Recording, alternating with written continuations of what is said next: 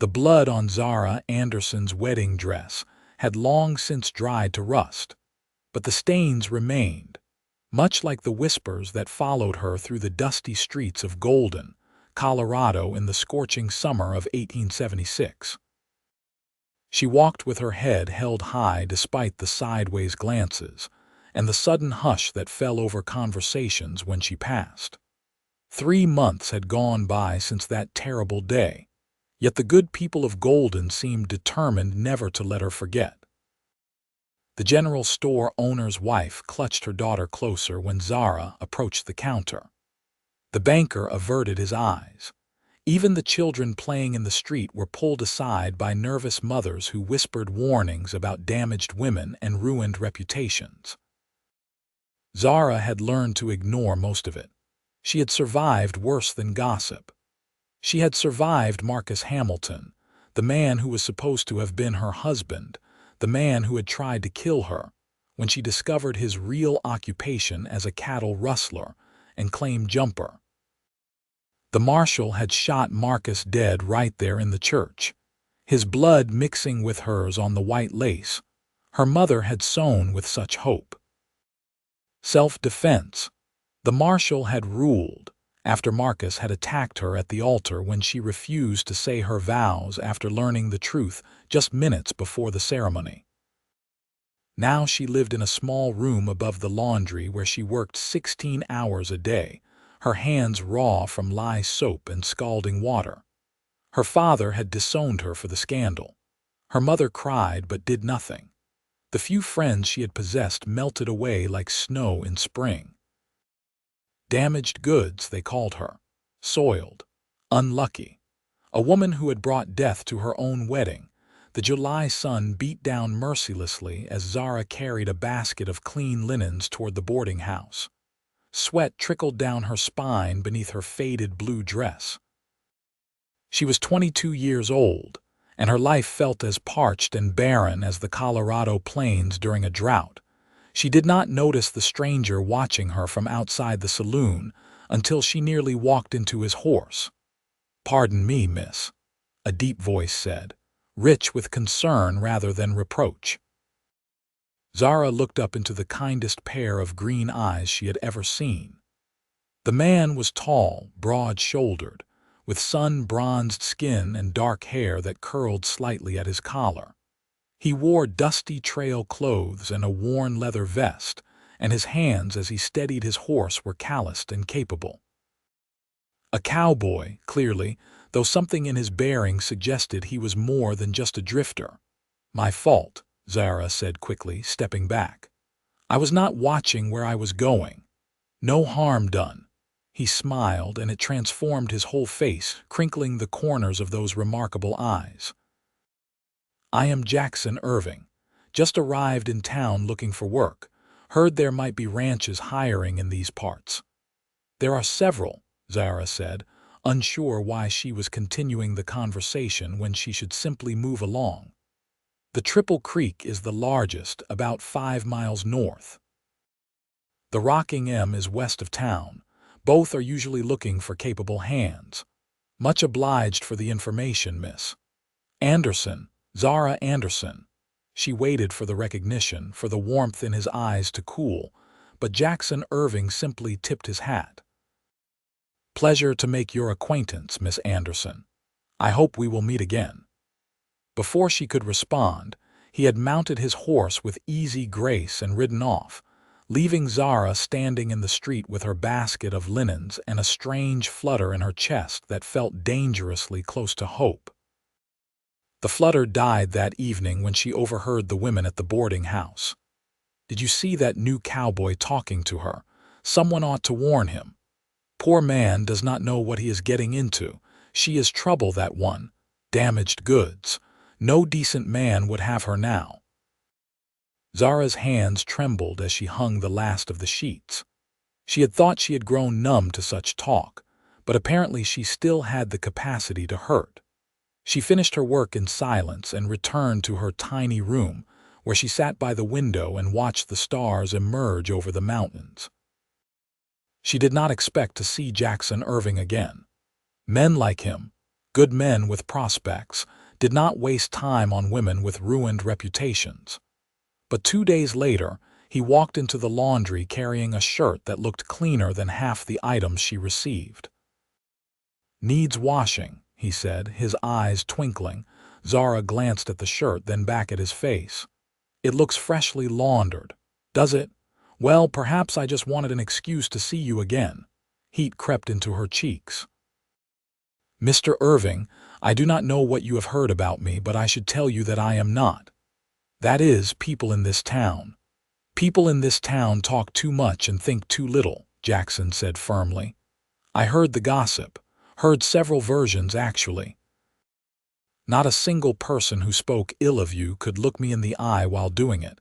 That told me everything I needed to know. You do not know what happened.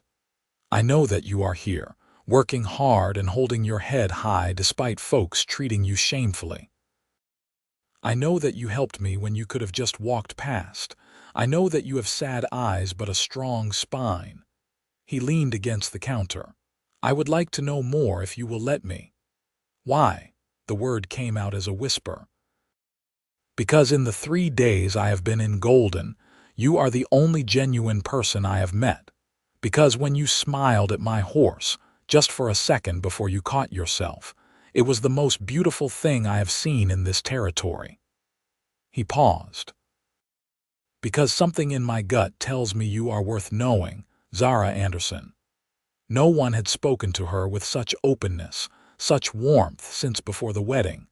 Zara felt tears prick her eyes and blinked them back fiercely. "You should not be seen here. It will hurt your reputation. You just arrived in town, and you have work to establish. Got hired at the Triple Creek. I am a good enough cowboy that my reputation will stand on my work, not on whose laundry I bring in." Jackson pushed away from the counter. "I finish my shifts around sundown most days. There is a pretty spot by the creek about a mile east of town, past the old cottonwood. If you happen to walk that way tomorrow evening, I would be glad of the company." He left before she could refuse, and Zara stood holding his clean shirt and wondering if she had imagined the entire conversation. No sensible woman would meet a strange man by the creek. But then, she was already ruined in the eyes of Golden, Colorado. What did she have to lose? "Everything," her heart whispered. "You have your hard-won dignity to lose, your carefully constructed walls, your determination never to trust a man again." But the next evening, as the sun began its descent toward the mountains, Zara found herself walking east out of town, past the old cottonwood, to where the creek ran clear and cold over smooth stones. Jackson was already there, sitting on a flat boulder with his boots off and his feet in the water. He stood when he saw her, and his face lit up with such genuine pleasure that Zara felt something crack in the armor around her heart. "You came," he said simply, "against my better judgment." Zara stayed several feet away, proper distance between them. "Tell me about it. Your judgment. Your story. Whatever you want me to know." Jackson sat back down but did not pressure her to come closer. "Or tell me nothing and we can just watch the water and enjoy the evening." So Zara told him. She had not meant to, had planned to keep her words light and superficial, but something about the way he listened, really listened, without interrupting or judging, opened the floodgates. She told him about Marcus, about how charming he had been during their courtship, how her parents had approved, how the whole town had celebrated their engagement.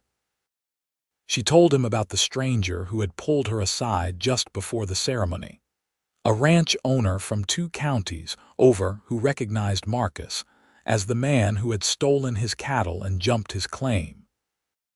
She told him about confronting Marcus at the altar, about his rage, about the knife he had pulled, about the marshal's intervention. "I should have known," she said, her voice breaking. "I should have seen what he truly was. Instead, I was flattered by his attention, blinded by pretty words." "You were trusting. That is not a flaw, Zara. That is a strength that was taken advantage of." Jackson's voice was gentle but firm.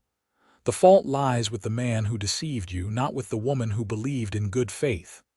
The town does not see it that way. I am cursed, bad luck, damaged. The town is full of fools." Jackson finally moved closer, close enough that she could see the gold flecks in his green eyes. "May I tell you what I see?" Zara nodded, not trusting her voice. "I see a woman who had the courage to speak truth, even at the altar, even when it would have been easier to go through with a lie. I see someone who survived an attack and still gets up every morning to work hard and live honestly. I see strength and grace and beauty that has nothing to do with what any small-minded gossip thinks." He reached out slowly, giving her time to pull away, and took her hand. His palm was warm and rough against hers. "I see treasure, Zara Anderson, and I would count myself lucky beyond measure if you would let me court you properly." "You do not know me," she whispered, even as her fingers tightened around his. "Then let me learn. Let me prove that not all men are like the one who hurt you. Let me show you what real caring looks like." His thumb brushed across her knuckles. "I am not a rich man.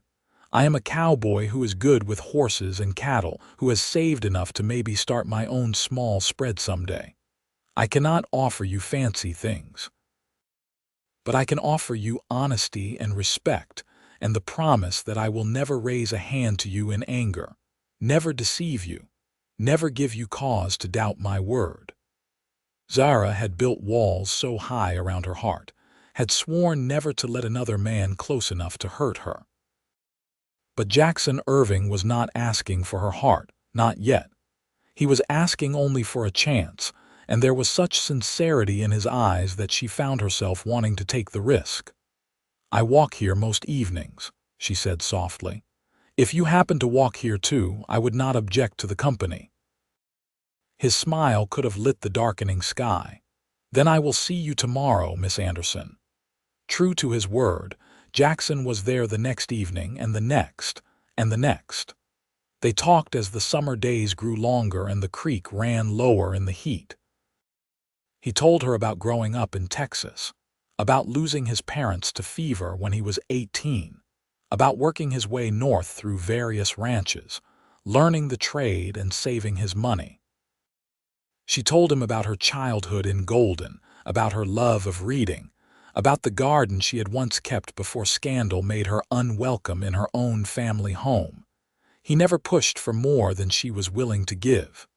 When he held her hand, it was gentle. When he looked at her, it was with appreciation, not possession. Slowly, carefully, Zara began to trust again. But Golden had not finished with her yet. 6 weeks after they began meeting by the creek, Zara was accosted outside the general store by Mrs. Pemberton, the banker's wife and the town's most dedicated purveyor of gossip. "Zara Anderson, I am appalled. Leading that nice young man astray when you know perfectly well what you are. Have you no shame?" Zara had learned to let such comments roll off her back, but something about the public nature of this attack, the small crowd that was gathering, made her spine stiffen. "I am not leading anyone anywhere, Mrs. Pemberton. Jackson and I are friends. Friends, Mrs. Pemberton's laugh was sharp and cruel. "Is that what you call it? You are damaged goods, girl, used up, and you are trying to trap a decent man with your wiles.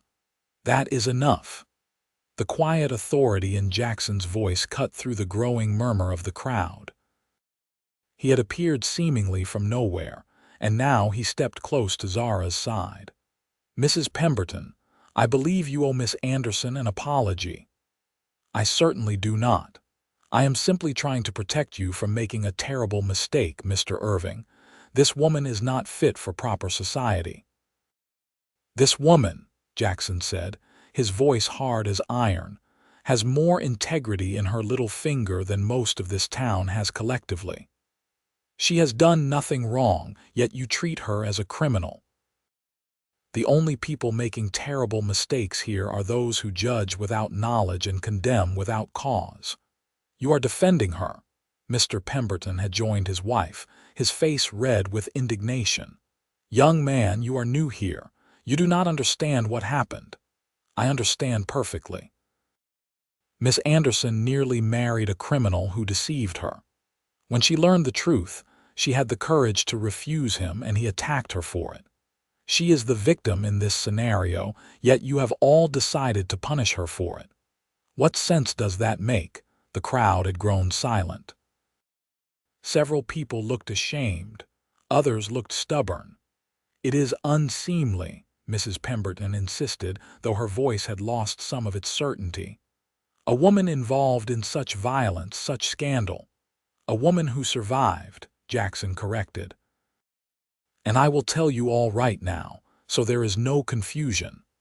I am courting Zara Anderson with the intention of asking her to marry me when she is ready to accept. I do not care what any of you think about it. I do not care about your gossip or your small-minded judgments. She is worth 10 of any of you, and if this town cannot see that, then this town is not worthy of her." He took Zara's hand right there in the middle of Main Street, in front of everyone, and the simple gesture said more than words ever could. This was a man willing to stand beside her, to face down public opinion, to risk his own reputation for her sake. Zara's eyes burned with tears, but for the first time in months, they were not tears of shame or sorrow. They were tears of gratitude, of dawning hope. "Come on," Jackson said gently. "Let me walk you home." They left the crowd behind, and this time when the whispers started, they were different, confused, uncertain, perhaps even ashamed. When they reached the laundry, Jackson turned to face her. "I am sorry if I overstepped. I could not stand there and let them speak to you that way." "You did not overstep." Zara's voice was steady despite the emotions churning inside her. "No one has ever defended me like that, not even my own family. Your family failed you. This whole town failed you." His hand came up to cup her cheek, and she leaned into the touch. "But I will not fail you, Zara. I swear it on everything I hold dear. You said you were courting me with the intention of proposing." She searched his face. "Did you mean that, or were you simply trying to make a point?" "I meant every word. I have known since our third evening by the creek that I wanted to spend my life with you. I was waiting, giving you time, letting you heal, but I will not hide my intentions from you or anyone else." His thumb brushed away a tear that had escaped down her cheek. "I love you, Zara Anderson. I love your strength and your kindness and the way you smile when you think no one is watching. I love that you keep going even when the world has been cruel. I love everything you are." "I am broken," she whispered. "You are scarred. There is a difference. Scars are proof that you survived, that you healed. They do not make you less. They make you who you are." He pressed his forehead to hers. "You do not have to say anything back. I know trust takes time. I just wanted you to know where I stand." But Zara found that she did want to say something back, that the feelings had been growing inside her for weeks, waiting for her to be brave enough to acknowledge them. "I love you too," she said, and the words felt like freedom. "I tried not to. I tried to protect myself. But you made it impossible not to love you." Jackson kissed her then, soft and sweet under the fading summer sky, and Zara felt the last of her walls crumble. She had been so afraid of trusting again, so certain that all men were like Marcus. But Jackson was nothing like Marcus. Jackson was patient and kind and true, and he loved her not despite her past but including all of it. When they finally pulled apart, both breathing hard, Jackson grinned. "So is that a yes to the courting?" "It is a yes to the courting." Zara smiled back, really smiled for the first time in so long. "But we should probably do this properly. Give it time. Let people see that we are serious. Whatever you need. I am not going anywhere." Over the following months, Jackson proved those words true. He continued working at the Triple Creek, earning a reputation as one of the best horsemen in the territory. He was respectful, hardworking, and honest, and gradually, people began to question their earlier judgments about Zara. If a man like Jackson Irving thought she was worth courting, perhaps they had been wrong about her. Not everyone changed their minds. Mrs. Pemberton remained coldly disapproving. A few others continued to whisper. But slowly, tentatively, some doors that had been closed began to open. The seamstress hired Zara to help with mending, admitting sheepishly that she had always known Zara had excellent needlework skills. The owner of the boarding house started recommending Zara's laundry services to new arrivals. Small gestures, but they mattered. Through it all, Jackson was steady as stone. He took Zara to the church social, weathering the stares and whispers with calm dignity. He sat with her at the town picnic, making conversation with anyone brave enough to approach. He treated her like she was precious, and gradually, others began to treat her with respect as well. Fall arrived, painting the mountains in shades of gold and crimson. Jackson had been saving his money, working extra hours, making plans. One October evening, as they walked by the creek where everything had started, he took both her hands in his. "Zara Anderson, I know we have only known each other a few months, but they have been the best months of my life. You have made me happier than I knew was possible. I want to spend every day for the rest of my life making you as happy as you make me." He dropped to one knee, pulling out a simple gold band that gleamed in the sunset. "Will you marry me?" Zara's heart pounded. Marriage. The word that had once meant terror and blood now meant something entirely different. It meant Jackson's steady presence. It meant being cherished and valued. It meant building a life with someone who saw her clearly and loved what he saw. "Yes," she said, her voice strong and sure. "Yes, I will marry you." Jackson stood and swept her into his arms, spinning her around until they were both laughing and dizzy. When he set her down, he slid the ring onto her finger, and it fit perfectly, as if it had been made for her. "I want to do this right," Jackson said seriously. "I want to ask your father for his blessing, even though he does not deserve you. I want to give you the wedding you should have had. I want everyone to see that you are my choice, my partner, my treasure." The word treasure brought tears to Zara's eyes. While others had called her damaged goods, Jackson had always seen something precious worth protecting and cherishing. They set the wedding for December, giving Jackson time to finish the small house he was building on a piece of land he had purchased just outside town. The owner of the Triple Creek, impressed by Jackson's work ethic and skill, had offered to sell him some acreage at a fair price, and Jackson had been working sunrise to sunset to make it ready. Zara helped when she could, spending her Sundays beside Jackson, painting walls and planting winter gardens and planning their future. The house was modest but sturdy, with 2 bedrooms and a wide front porch that looked out toward the mountains. "Someday we will expand it," Jackson promised. "Add more rooms for children, maybe a bigger kitchen." Children. Another word that had once filled Zara with dread. Marcus had spoken of children as possessions, extensions of his will. But when Jackson spoke of them, she pictured laughter and love, tiny hands and warm hearts. "I would like that," she said softly. Word of their engagement spread through Golden, and reactions were mixed.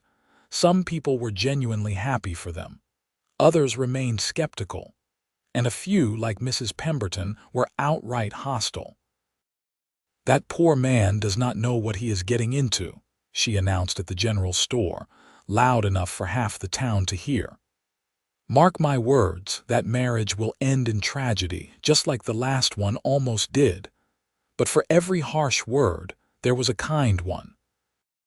The seamstress offered to make Zara's wedding dress at cost. The minister, who had witnessed the horror of the first wedding, agreed to perform the ceremony and spoke privately about second chances and God's grace. The owner of the boarding house offered her dining room for the reception. Jackson's boss at the Triple Creek, a gruff man named Tom Carlyle, cornered Zara one day at the general store. "Miss Anderson, I wanted you to know that Jackson Irving is the finest young man I have had the pleasure to employ in 20 years of ranching.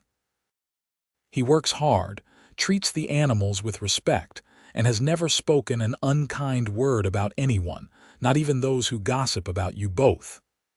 Tom cleared his throat. "My wife and I would be honored to attend your wedding if you will have us." "Of course," Zara managed, touched by the gesture. "Thank you, Mr. Carlyle. Furthermore, I am giving Jackson a raise and a stake in some of my cattle. He has earned it, and a man starting a family needs security." Tom nodded firmly. "You have got a good one there, miss. I hope you will both be very happy." As December approached, Zara found herself healing in ways she had not thought possible. The nightmares about Marcus had faded. The shame that had weighed on her for so long had lifted. She could walk through town without her shoulders tensing, could meet people's eyes without fear of judgment. Jackson had done that, not by fighting her battles for her, but by standing beside her and believing in her until she could believe in herself again. 3 days before the wedding, Zara's mother appeared at the laundry. Mary Anderson looked older than Zara remembered, lines of worry etched deep around her eyes and mouth. "Zara," she said hesitantly, "may I come in?" They had not spoken since the disowning, since Mary had stood silent while Zara's father raged about scandal and shame. But she was still Zara's mother, and old habits of love died hard. "Come in," Zara said quietly. Mary twisted her hands together, looking around the small laundry room. "I have been a coward. I should have stood up for you. I should have defended you to your father, to the town. Instead, I let fear rule me, and I lost my daughter in the process." "Why are you here now?" Zara asked, not unkindly, but needing to understand. "Because I saw you and Mr. Irving at the church social. I saw the way he looks at you, like you hung the moon and stars. I saw the way you smile now, really smile, in a way you never did with Marcus." Mary's eyes filled with tears. "I saw what real love looks like, and I realized what a terrible thing I had done, letting you face all of this alone. I was not alone, I had Jackson. Yes. And I am grateful for that, more than I can say." Mary stepped closer. "I know I do not deserve your forgiveness, but I hoped perhaps I might be allowed to attend your wedding, to see my daughter married to a good man, to begin to make amends." Zara considered her mother's words. She had every right to refuse, to let Mary feel the sting of rejection as she had felt it. But she found that she had no desire for revenge or retribution. Jackson had taught her that love did not keep score, that healing often required letting go of justified anger. "You may come," Zara said finally. "But father," Mary shook her head. "He is still too proud, too stubborn. But I am done choosing his pride over my daughter. If he wants to remain bitter, that is his choice. But I will not miss your wedding, Zara, not again." They did not embrace, not yet. The wounds were too fresh for that. But it was a beginning, and that was enough. The wedding day dawned clear and cold, the December sky a brilliant blue above the snow-dusted mountains. Zara dressed in the simple but elegant gown the seamstress had created, a deep blue silk that brought out her eyes and made her feel beautiful rather than like a bride in a costume. No white this time. She had worn white before, and it had been stained with blood. This was a new beginning, and it deserved its own traditions. Jackson wore a new black suit, his dark hair neatly trimmed, his green eyes bright with joy when he saw her. They married in the little church, with Tom Carlyle standing as Jackson's witness and the seamstress, Mrs. Clara Jenkins, standing as Zara's. The church was perhaps half full, which was more than Zara had dared hope. Many were ranch hands from the Triple Creek, loyal to Jackson. But there were also townspeople who had decided that perhaps they had been wrong, that perhaps redemption and second chances were worth celebrating. Mary Anderson sat in the third row, crying quietly. Zara's father was conspicuously absent, but she found that his absence hurt less than she had expected. You could not force someone to love you, to support you. You could only surround yourself with those who chose to, and that was enough. The ceremony was simple and heartfelt. When Jackson said his vows, his voice rang clear and true through the small church. I promise to honor you, cherish you, and stand beside you through all the days of our lives. I promise to see you truly, to value your strength, and to remind you of your worth whenever you forget. I promise to build a life with you based on honesty, respect, and love that grows deeper with every passing year. You are my treasure, Zara Anderson, and I will treat you as such until my last breath. Zara's own vows were no less powerful. I promise to trust you, to believe in us, and to let you into my heart completely. I promise to support your dreams, to share your burdens, and to celebrate your joys. I promise to love you not just in the easy moments but in the hard ones, to choose us every day. You gave me back my life, Jackson Irving. Now I give you my heart, freely and forever. When the minister pronounced them husband and wife, Jackson kissed her with such tenderness that several people in the audience wiped away tears. This was what a wedding should be. Not spectacle or show, but the genuine joining of two hearts. The reception in the boarding house dining room was lively despite its modest size. Tom Carlyle gave a toast praising Jackson's character and welcoming Zara to the ranching community. Clara Jenkins spoke about courage and new beginnings. And Mary Anderson, given permission to speak by Zara, stood and said simply, I am proud of you, daughter. I am sorry it took me so long to say it. Jackson and Zara danced their first dance as husband and wife to a fiddler's cheerful tune, and then opened the floor to others. The party lasted until well after dark, full of laughter and music and the warmth of community slowly healing. Finally, as the evening wound down, Jackson and Zara made their way to their new home. Jackson carried her over the threshold, both of them laughing, and set her down gently in the parlor. Welcome home, Mrs. Irving, he said softly. Welcome home, Mr. Irving. Zara looked around at the house they would fill with life and love. Thank you. For what? For seeing me, for loving me, for proving that I was wrong to give up on happiness. Jackson pulled her close, resting his chin on top of her head. You never gave up. You just had not met the right person yet, but I am here now, and I am not going anywhere. That night, as they lay together in the bed Jackson had built with his own hands, Zara felt truly at peace for the first time since the nightmare with Marcus. This was what love was supposed to feel like. Safe, warm, chosen. The winter passed in a blur of contentment. Jackson worked the ranch while Zara continued her laundry business, saving money to expand their little homestead. They talked about buying cattle in the spring, about planting a larger garden, about all the dreams they could build together. In February, Zara realized she was with child. The news filled her with equal parts joy and terror. Childbirth was dangerous, and the memory of blood-stained wedding dresses made her anxious. But Jackson held her through every moment of fear, his steady presence an anchor.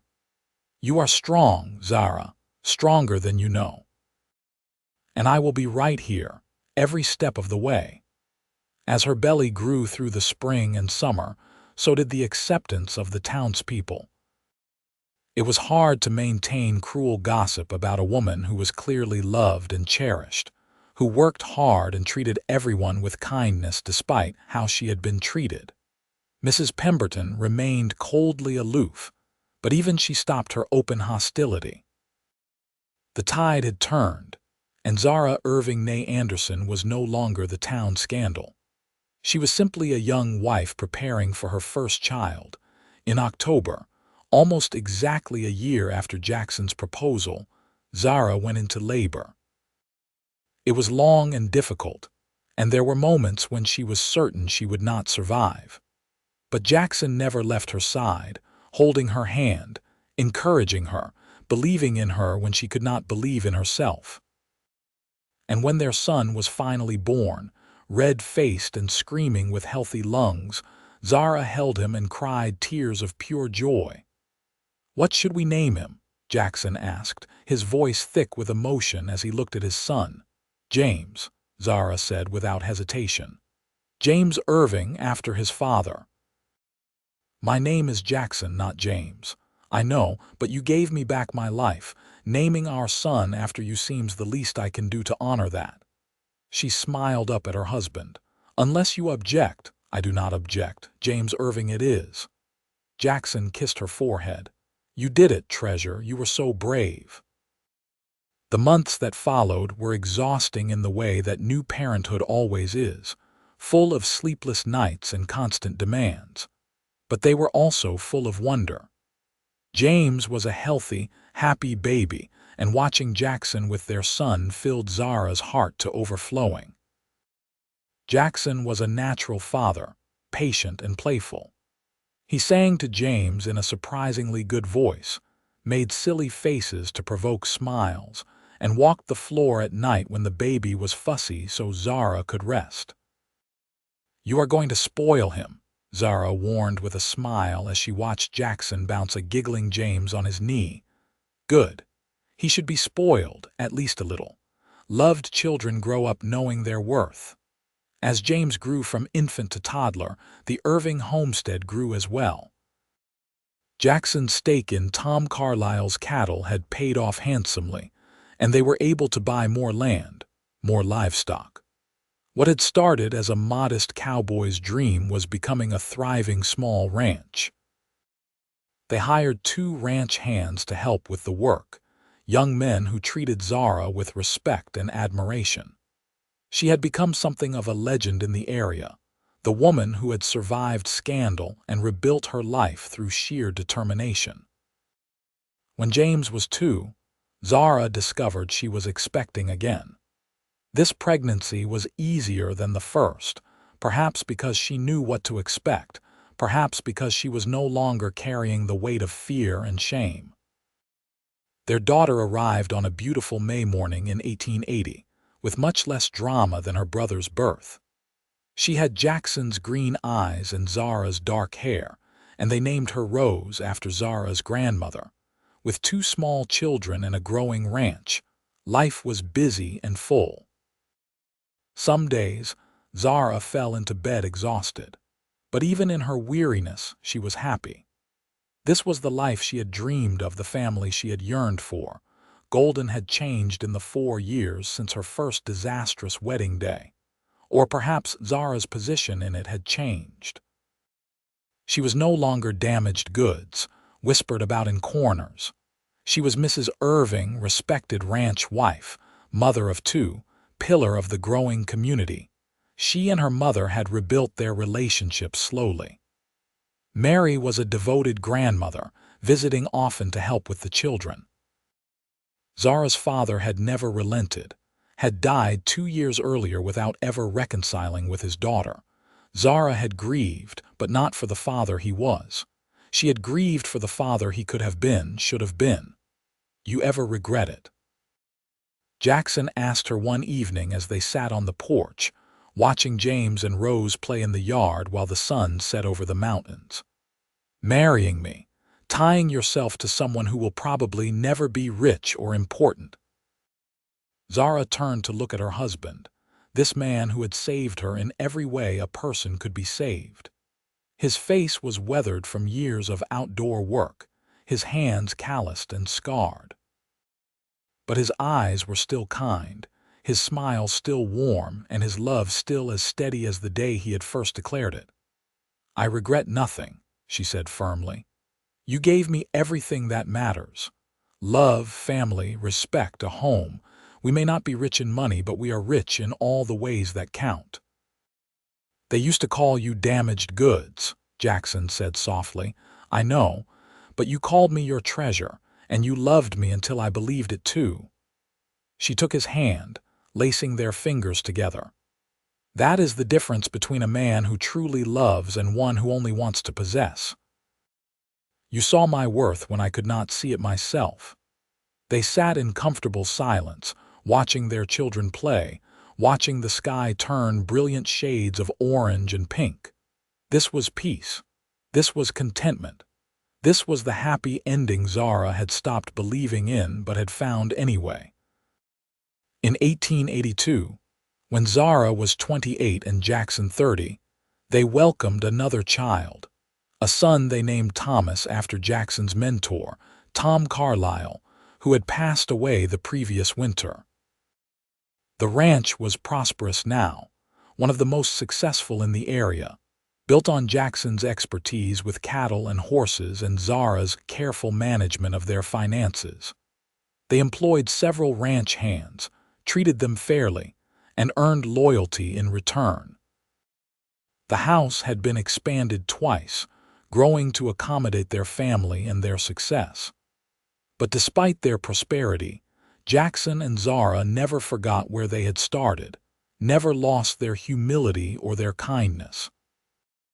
Zara became known for her generosity, quietly helping women who found themselves in difficult circumstances, offering work and support without judgment. She knew what it was to be cast out, to be labeled and dismissed, and she made sure no woman in Golden had to face that alone if she could help it. More than once, a desperate young woman showed up at the Irving ranch, sent by someone who whispered that Zara Irving understood, that she would help. And she always did, offering employment in the household, or connecting the woman with opportunities, or simply providing a listening ear and the reassurance that one mistake did not define a life. Jackson supported these efforts wholeheartedly, often going out of his way to employ men who had fallen on hard times, to give second chances to those the world had written off. Together, they built not just a ranch but a community of people who believed in redemption and second chances. James grew into a serious, thoughtful boy who loved the ranch and the animals.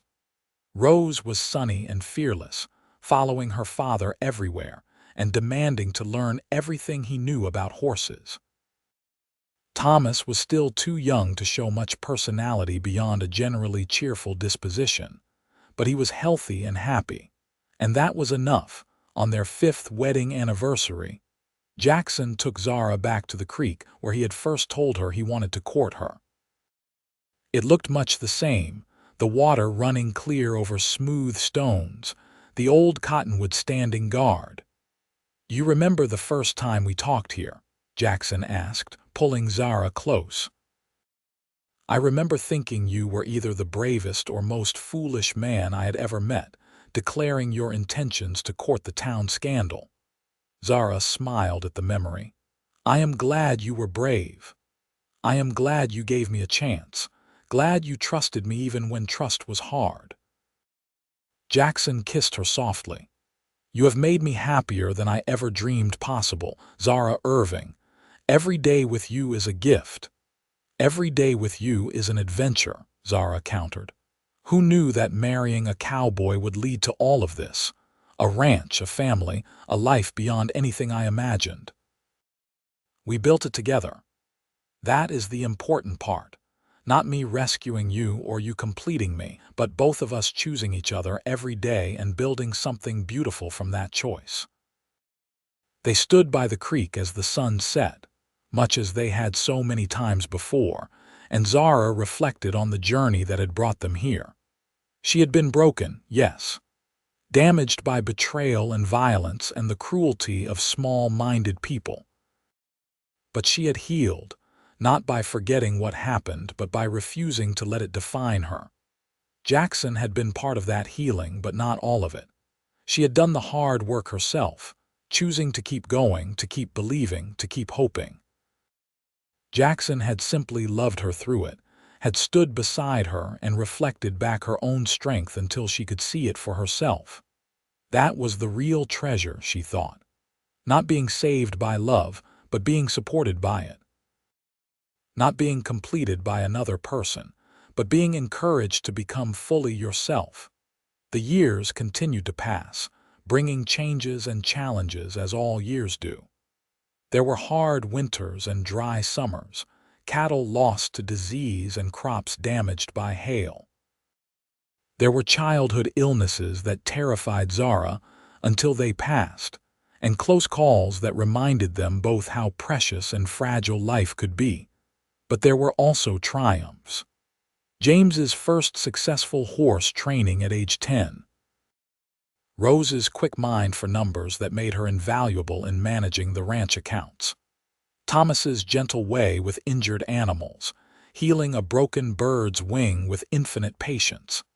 In 1885, Zara gave birth to twins, another boy and girl whom they named Daniel and Grace. The house was full to bursting now with 5 children, constant noise and activity. Some days, Zara missed the quiet of those early years by the creek, but mostly she reveled in the chaos, in the proof of life and love surrounding her. Jackson had gone gray at the temples, and Zara had laugh lines around her eyes. They were not the same people who had met on that dusty street in Golden 9 years ago.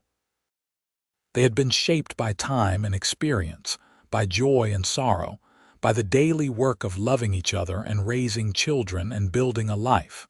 But the core remained the same. Jackson still looked at Zara like she was the most precious thing in his world. Zara still felt her heart skip when Jackson smiled at her. The passion had deepened into something richer and more complex, but it had never faded. When James was 15, he asked about his mother's first engagement. He had heard whispers, fragments of the story, and he wanted the truth. Zara and Jackson sat him down and told him everything, not sparing the difficult parts but also not dwelling on them. "So people thought Mother was ruined?" James asked, his young face troubled. "Just because a bad man deceived her?" "They did," Jackson confirmed. "They were wrong, but yes, that is what they thought." "That is stupid." James's voice was firm. "Mother is the strongest person I know. Why would anyone think her broken?" "Because people are often foolish, son," Zara said gently. "They make judgments without understanding. They choose comfortable lies over uncomfortable truths. It is human nature, though it should not be." "I am glad Father did not listen to them," James said. "I am glad he married you anyway." "So am I," Zara said, exchanging a warm glance with Jackson. "So am I." The conversation seemed to settle something in James, to give him a deeper appreciation for his parents' story. He became fiercely protective of his siblings, particularly his sisters, and spoke often about the importance of seeing people's true worth, rather than what society labeled them. Rose, overhearing the conversation from the hallway, came in with questions of her own. At 12, she was old enough to understand the complexities of the story, and she listened with wide eyes. "Were you scared, Mother?" she asked. "When everyone was being cruel, terrified," Zara admitted. "I felt very alone, but I learned that you can be scared and still keep going. That courage is not the absence of fear but the choice to move forward despite it. And Father helped enormously. But I had to do the real work myself, had to choose to heal, to trust again, to believe in possibilities." Zara pulled Rose close. "The lesson is not that you need someone to rescue you. The lesson is that the right people will support you while you save yourself." These conversations became part of the family culture, the Irving children growing up with an understanding of resilience and redemption that shaped who they became. They learned to question gossip, to look beyond surfaces, to value character over reputation. In 1888, when Zara was 34, she and Jackson celebrated their 10th wedding anniversary. A decade of marriage, of partnership, of building a life together. The ranch was now one of the most successful in Colorado, spanning hundreds of acres and supporting not just their family, but the families of their employees as well. They threw a party, inviting everyone who had been part of their journey.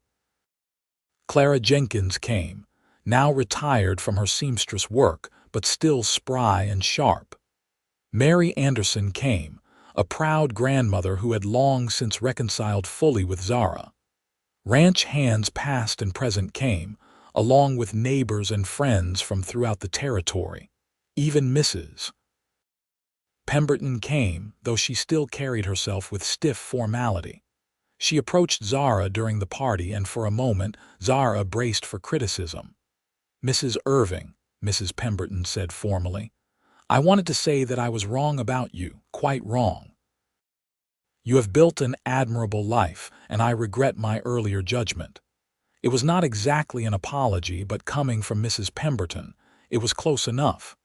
Zara accepted it graciously, choosing forgiveness over resentment. "We all make mistakes, Mrs. Pemberton. The important thing is that we learn from them." As the party wound down and the stars came out, Jackson and Zara stood together on their porch, watching their children play with the children of their friends. 10 years, Jackson mused. It feels like both forever and no time at all. "I know what you mean.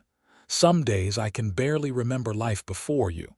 Other days I remember it too clearly and feel grateful all over again for how much has changed." "Do you ever think about what your life would have been like if you had married Marcus?" Jackson asked quietly. "Sometimes." "In nightmares," Zara shuddered. "It would have been a prison, a slow death of spirit if not body. I think I knew that even then. I think that is why I spoke up at the altar, why I could not go through with it even when silence would have been easier. You saved yourself that day. Before I ever came along, you saved yourself by choosing truth over comfort." Jackson pulled her close. "That is one of the things I love most about you, your courage. You loved me back to life," Zara said softly. "When I had given up on happiness, on love, on everything good, you showed me it was still possible. That is a gift beyond measure." They stood in comfortable silence, the sounds of laughter and music drifting from inside the house. This was more than Zara had ever dared dream. Not just survival, but thriving. Not just getting by, but genuine joy. The children grew. James took over more and more of the ranch operations, showing a natural talent for the work.